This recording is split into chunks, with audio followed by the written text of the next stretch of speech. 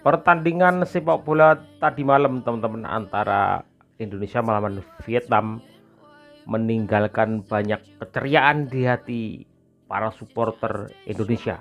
Namun sebaliknya meninggalkan luka mendalam bagi para pendukung dan supporter Vietnam. Guys, basa Jawa ini cangkemmu nggak? Cangkemmu, Vietnam, cangkemmu ditutup. Mau medianya, mau pemainnya, kritik tim Indonesia dan lain-lain, cangkemmu. Hasilnya ini hasilnya nih, hasilnya nih 2-0. Oke? Boom, gol. Gol. Gol. Gol. Gol lagi. 3-0. Sananta. Di Sananta. Sananta, I told you Sananta, you can do it. Luar biasa guys. Cangkemmu, Vietnam, cangkemmu, basa Jawa ini cangkemmu.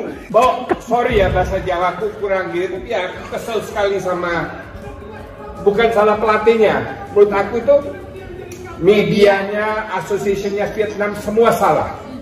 Yes, yes, yes, yes, yes. 3-0 masih belum lepas dari ingatan kita semua para pecinta sepak bola Indonesia. Di mana-mana nobar teman-teman. Di Solo, di Jakarta, di Surabaya, di Bandung banyak sekali nobar. Sepak bola menyatukan kita semua. Corner lagi nih. Gua nggak sini. Gol nih. Pepe. Lihat nih. Pirlo gue. Kita lihat. Nomor 4 bener kan? Iya.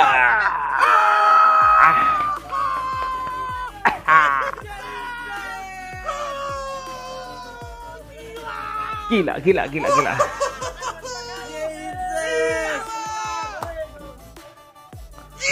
kualitas ini. Kualitas ini. Gila. The real superstar.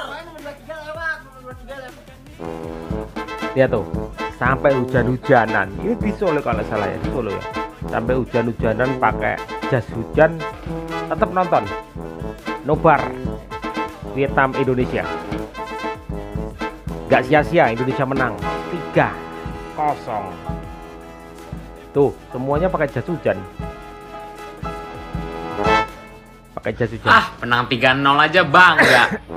Golnya hoki semua. Gol pertama apaan? Set piece. Ya ilah, gol yang bagus dong. Gol kedua, ya ilah itu lawannya Vietnam doang, backnya payah. Gol ketiga, ya hoki lah itu apaan? Kena tiang, balik lagi. Second ball, bola mentahan, hoki. Menit 90 ke atas fisiknya masih pada bagus. Ya itu berkat klub-klubnya di Liga 1 lah. Ucap Bung Toel, anduk. Gila bener-bener. Woi Bung Toel, lu mau bacot apa lagi sekarang ha? Timnas Indonesia yang saat ini lagi dilanda macem-macem kesulitan ya. Ada yang lagi pada sakit lah, kondisi kurang bagus, cedera. Bisa mengalahkan Vietnam. Pertama kalinya di kandang Vietnam setelah 20 tahun dengan 3 gol. Tanpa balas loh, clean sheet, bayangin. Trio lini belakang, Jay Itzes, Justin Hapner, dan juga Rizky Ridho. Bahkan Nathan Choaon pun mainnya bagus banget sampai abis. Nathan Choaon menurut gua kerja keras banget di pertandingan ini. Dan si manusia ini nih, gila. Ada yang lihat gak live reactionnya dia nih sama Ripan sama Mamat? Gila, ini sampai abis aja kayaknya masih lemes aja, nggak ada ngikutin yang lain euforianya. Gila nih orang kayaknya emang benci banget sih sama Coach Sintayong. Woi, sadar, gila lu. Coba lu lihat dah.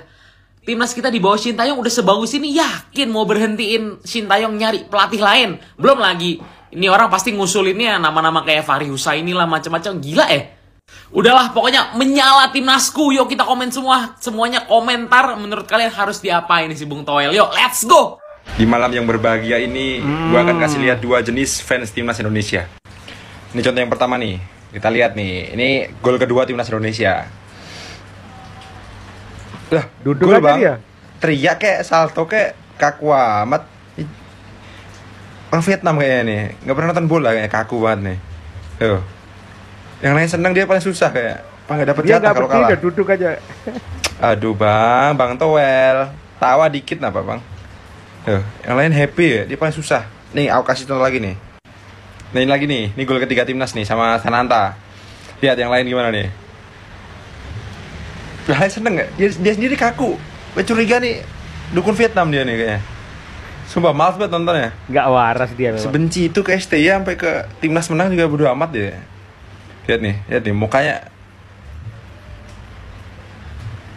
Towel.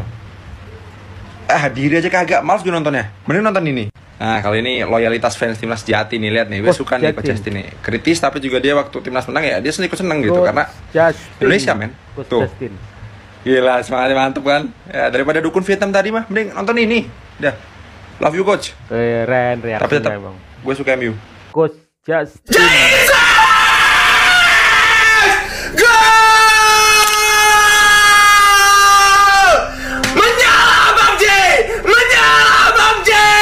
Prediksi skor kamu berapa? 3-0. Sama. Streaming gua mati guys. Nah, gol! Kok tiba-tiba gol? Pesing di akhir-akhir babak kedua ini syuting langsung bisa dihalau Vietnam. Syuting. Oh, Sundul. Iya. Iya. Yes! 3-0. Kita menang. Indonesia 3 poin. Sejarah untuk Indonesia di mana kita sulit sekali menang di kandang Vietnam. Sudah lama sekali kita tidak bisa mencuri 3 poin dari kandang Vietnam. Dan hari ini kita mencuri 3 poin lewat 3 gol dari Indonesia dan mencetak clean sheet. Luar biasa Indonesia. Luar biasa menjaga asa untuk lolos ke ronde 3 Piala Dunia. Let's go! Supporter Vietnam ini. Orang Vietnam ini.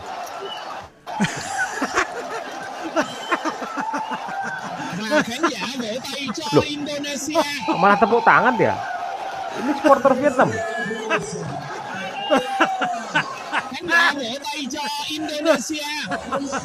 Gimana sih? Loh, Indonesia. Malah seneng dia.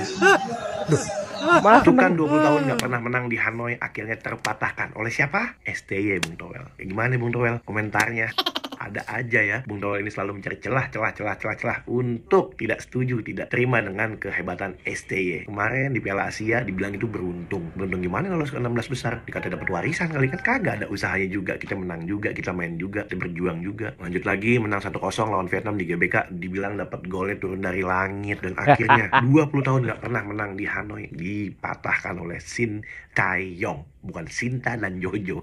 Gimana bisa Indonesia ngejebolin? Ya kan, lu diem aja duduk santai. Gila, bisa-bisanya gengsi banget buat ngerayain. Nih ibaratnya polisi atau ABRI yang lagi ngawal atau ngejaga konser dangdut, dimana dia harus fokus, nggak boleh goyang. Udahlah Bung Towel, lemesin, akuin kehebatan Shin Tae-yong. Ya intinya apapun yang dilakukan oleh timnas kita untuk kebaikan bangsa kita, kita harus tetap support ya kan. Emang kritik itu bagus karena bisa ngebangun. Cuman ya kalau emang bagus ya akuin, jangan terlalu dicari-cari celahnya. Ini niatnya memang mau ngebangun apa memang haters?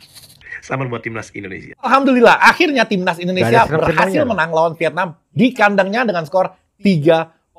Banyak yang nanya di kolom komentar, Bang, kenapa performa Indonesia di babak 1 dan di babak kedua itu beda, lebih bagus di babak pertama? Menurut penilaian gue ngelihat kalau memang Indonesia sengaja menurunkan temponya di babak kedua untuk meminimalisir peluang yang diciptakan oleh Vietnam. Kita udah aman, di babak 1 kita udah unggul, di babak kedua kita harus hati-hati. Tapi di akhir-akhir babak kedua itu, Indonesia berusaha menyerang lagi dan akhirnya berhasil mencetak gol lewat Sananta. Itu membuktikan kalau memang kemenangan kita ini bukan beruntung, kemenangan kita ini sesuai dengan yang direncanakan. Jadi alhamdulillah kita ucapkan, dan ini patut mendapat pujian semua pemain yang ada di timnas Indonesia, baik dari pelatihnya, dari pengurusnya, dari para pemainnya, semua berhak mendapatkan pujian setinggi-tinggi langit dari supporter timnas Indonesia. Jadi sekali lagi gue ucapkan alhamdulillah, dan ini perlu kita syukuri dan ini perlu kita rayakan.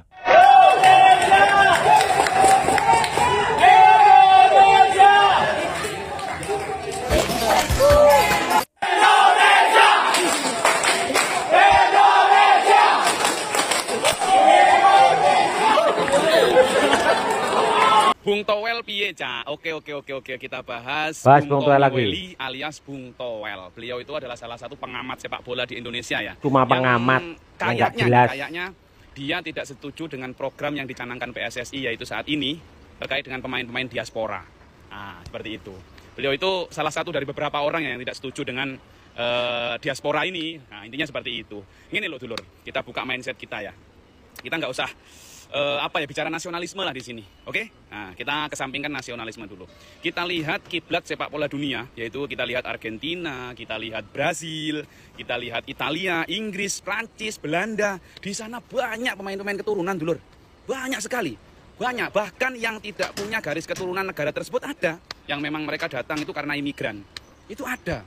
Prancis lah kita lihat. Prancis itu hampir 100% ya. Itu orang, mohon maaf, orang kulit hitam dari Afrika. Mohon maaf, hampir 100% nih. Hanya beberapa saja yang kulit putih. Maroko itu banyak. Terus Maroko kita juga. lihat Italia. Italia mulai ada juga pemain-pemain kulit hitam. Ada juga yang dari Brazil.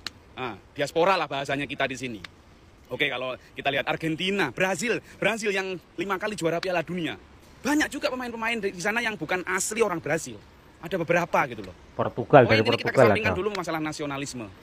Nah, terus terkait dengan Belanda, kita lihat Belanda. Belanda itu banyak juga pemain-pemain diaspora, banyak pemain keturunan, bahkan keturunan Indonesia pun banyak di sana. Termasuk Robin van Persie, dulu ya, Giovanni van Bronckhorst, dulu. Banyak pemain.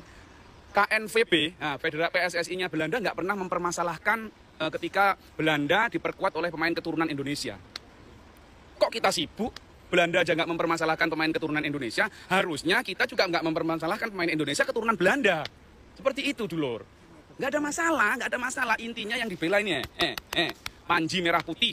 Intinya seperti itu. Garuda di dadaku. Apalagi yang program sekarang ini ya, yang kita lihat program sekarang ini, yang diaspora ini, PSSI memang mengambil pemain-pemain yang mempunyai darah Indonesia. Mempunyai darah merah putih, artinya mereka bukan murni naturalisasi 100% kayak yang zaman-zaman dulu. Bukan. Mereka ini adalah pemain-pemain yang kakek buyutnya, bahkan orang tuanya itu adalah salah satu dari orang tuanya ataupun salah satu dari kakek buyutnya itu adalah orang Indonesia. Mungkin dari skuad yang ada saat ini ya, yang di bawah hanya Mark Klok, itulah yang asli pemain naturalisasi. Hanya Mark Klok. Tapi lain daripada itu, semua pemain diaspora artinya mempunyai darah merah putih garis keturunan Indonesia. Seperti itu dulu.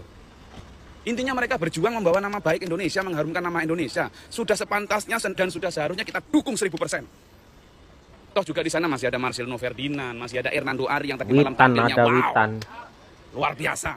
Masih ada Rizky Ridho dengan ketenangannya. Masih ada. Kambuaya. Masih ada Arhan Asnawi, Dimas Derajat, Hoki Caraka, walaupun tadi malam dia cuma lari ke sana kemari. Sananta. Masih banyak. Dimas Derajat dan lain-lain. Ramadan Sananta. Ricky Kambuaya, masih banyak dulur.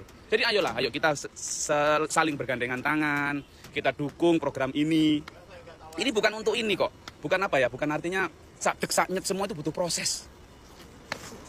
Makanya dengan harapan saya pribadi dengan diaspora ini bermain luar biasa, Spartan dan membawa Indonesia bisa naik level intinya. Di situ bisa menjadi pemicu ataupun pemacu bahkan pemain-pemain lokal yang dibilang lokal pride itu tambah berkembang, tambah mempunyai motivasi tinggi. Seperti itu dulur. Oke, nanti ditambah lagi dengan pengelolaan liga yang bagus. Insya Allah ke depan ada prestasi kok timnas Indonesia. Sudah bukan AFF nih Indonesia nih, sudah harus di Asia bahkan dunia. Oke, dan kita bisa, kita mampu, kita punya potensi-potensi itu. Oke. Pemain-pemain kita punya bakat-bakat. Oke, ayo kita saling bergandengan tangan, wis nggak usah ngurusi wong-wong sing banyak bacot. Terlalu banyak apa-apa. Biar gitu, Yang banyak bacot. Oke, salam Indonesia Jaya. Kalian tahu Maroko yang kemarin membuat kejutan di Piala Dunia? Apakah mereka murni juga orang-orang Maroko? Enggak. Mereka naturalisasi juga banyak. Ya, bahkan orang-orang yang enggak punya darah Maroko banyak. Prancis juga begitu. Bahkan Belanda sendiri yang notabene hari ini pemain-pemain Indonesia ada keturunan darah Belanda dan Indonesia. Mereka juga ada itu darah Indonesia juga yang di sana. Van Persie, Giovanni van Bronckhorst itu juga gitu. Apa masalahnya? Mungkin ini ada perubahan. Dulunya ada itu Beto, kemudian Christian Gonzalez, banyak ya yang menjadi naturalisasi, yang itu murni bukan darah Indonesia. Tapi Indonesia hari ini mencari yang murni darah, punya garis darah Indonesia. Bahkan sebagian besar hari ini semuanya itu berdarah Indonesia. Perpaduan ya, entah itu kakeknya, neneknya, ibunya, bapaknya itu punya darah keturunan Indonesia. Jadi mereka punya darah Indonesia, bukan mengambil, mencomot kemudian dinaturalisasi, enggak. Mereka orang Indonesia, paspor Indonesia, mereka punya hak juga untuk membela NKRI di bidang olahraga sepak bola. Ya, yang penting kita lihat progres ke depan seperti apa ini sepak bola Indonesia ini, harus kita kawal terus. Ini sudah memasuki langkah-tangga yang bagus. Bahkan hari ini teman-teman, ini keren. Malaysia ranking FIFA-nya sudah disalip oleh Indonesia. Malaysia hari ini nggak salah 136, 137. Indonesia naik ke 134. Gimana, nggak keren? Keren kan? Terus berjuang Garudaku.